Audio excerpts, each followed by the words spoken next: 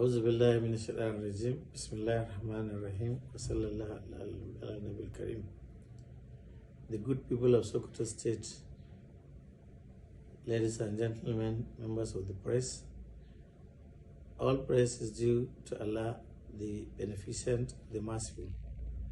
It is indeed by His will that we have lived to witness the outcome of the judgment of the gubernatorial tribunal today in Sokoto.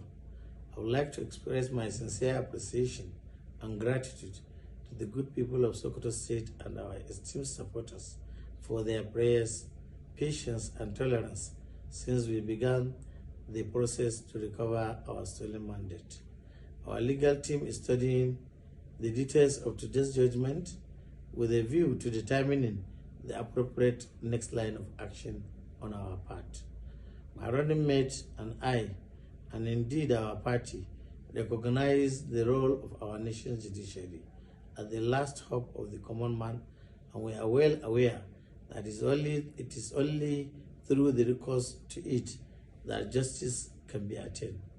I wish to call on all our supporters to remain calm and law-abiding citizens as we rededicate ourselves to the task of recovering our mandate through prayers and all available legal instruments at our disposal.